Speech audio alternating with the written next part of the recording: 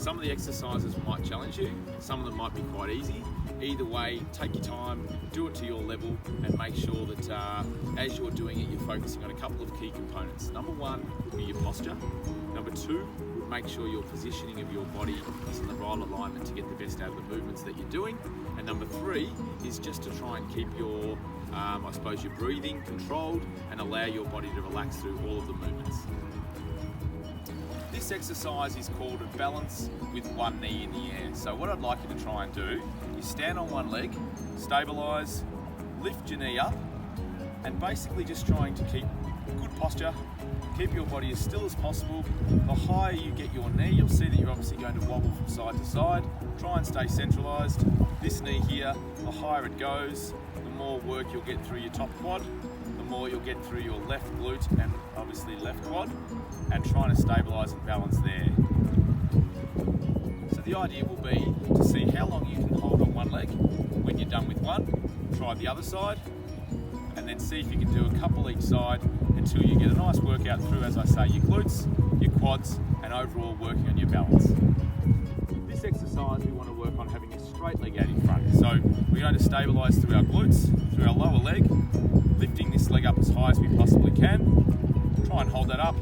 Again, stabilising through your shoulders, chin nice and straight, and eventually again you'll get soreness through your quad, through your bum, and again, practicing and working on your balance. Okay, this exercise we want to try and go laterally. So if we can stand on one leg, put all the pressure through this leg with a slight bend, with the other leg out to the side, keep it as straight as you can, and just work on lifting that up to the highest point you can. Now the higher that goes, the more pressure you're going to get down through the side here of your leg, and obviously through your glutes. Meanwhile, this leg's working again through your quad, through your glutes, and we're trying to stabilise as high as we can for as long as we can.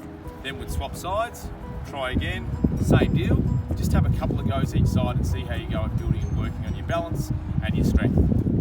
This exercise is a hamstring lengthener, and it enables your hamstring to get some strength through a dynamic motion. So when we think about hamstring stretching traditionally, trying to hold a stretch where we're static and holding that stretch down and get a lengthening through that slowly, that's fine and well for just getting some length over time. But if we're more dynamic when we're running, walking or playing sport, we're going to need that hamstring muscle to shorten and lengthen back and forth, back and forth. So this exercise, if I turn sideways to the camera, is to stabilise on the one leg and balance. With this second leg, we want to kick it up slowly with a swing, bring it back down just behind our other leg, and swing again. Now whilst we are doing that, gradually this hamstring is going to get longer and longer, and your leg therefore will get higher and higher the more repetitions that you do. And I'd like you to try and aim for doing one set of 5 as a minimum, but ideally I'd love to see you do 20. Now when you're doing that, you're going to get a lot of pressure through the other leg that's stabilising for you, so again more strength and more balance, and meanwhile that hamstring is going to get a lot of lengthening and shortening. This exercise is called tick-tock. So all we're going to try and do is go out one side as high as we can, out the other side, and just consistently practice getting as much height as you can through your leg to the side, anywhere between 5, 10, 15, even 20 each leg, and that's going to again give you a lot of work and stability through your glutes, your quads, and again even your groins just opening up through there gives you a little bit of lengthening through there. Really good for your balance and great for your strength. Alright, this is a great way to practice and make sure that when you do a squat that you do it properly and you do it well. When I'm on my knees, it forces me, if I want to have any level of bend through my hip region, I have to bend and put my bum down to my heels. Then I push up nice and firm through my glutes, stretch my quads, and get up nice and tall. Now what that does is it enables us to move forward to doing a squat properly. So I'll take that, your exercise here is just to practice getting 10 up and down movements through there, really squeezing through your glutes and through your quads. To take that into a squat, what the common fault would be is when we do a squat, a lot of people put their knees forward and go down like that, which we don't want. We want to do what we just did on the floor, but really engage our glutes by putting our bum behind us. Okay, so it's a great precursor to doing a squat properly. Have a go at that one. Okay, what I'd like you to do is practice some lunges.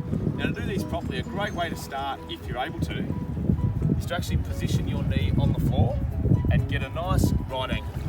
With the front leg too, making sure that we've got a nice right angle.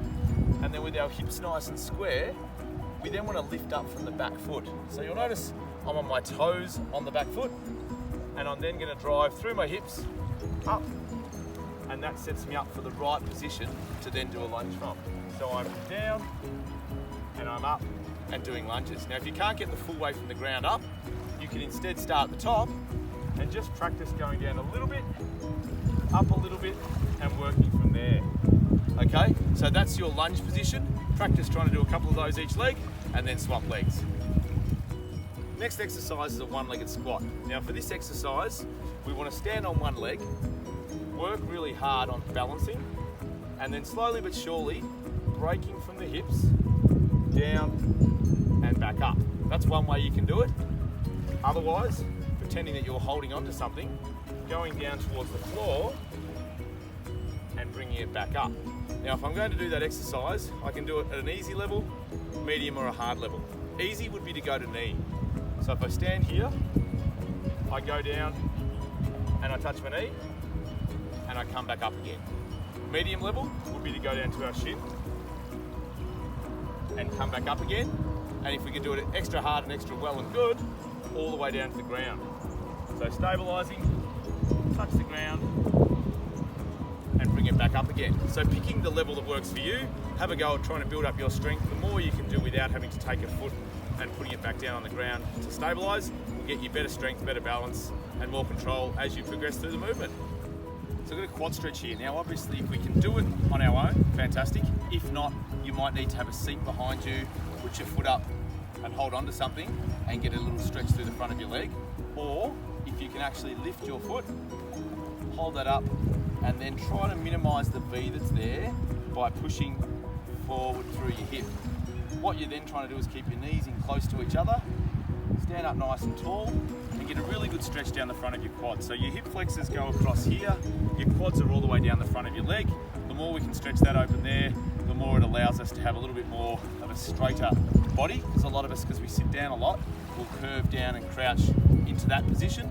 This is pushing us forward and enabling a nice straight positioning through our legs. So a quad stretch, trying to hold it for 10 seconds as an absolute minimum, but ideally 30 to 60 seconds would be ideal.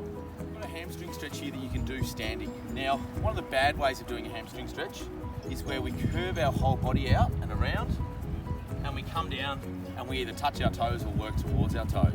The way I'd like to teach you is one where if you do it, you don't have to get far at all, and it's just toes up, body up really tall, and chin up, and just a slow bend forward from the hips, and you'll notice that's as far as I need to go to get a really good stretch down the back of my leg. So I'll show you again, bad one. I can do that and get a stretch, but I can do a better one by holding here and just going that far forward. So have a go at that one. 30 to 60 seconds is a great little hamstring stretch that you can do standing. This is a groin stretch. So for this one, just stand astride, bend one leg, lengthen out the other leg, and you're trying to get a nice lengthening effect through your groin or your adductors, and hold that stretch down for 30 to 60 seconds. And of course, swap over, same deal, and hold that stretch there as well.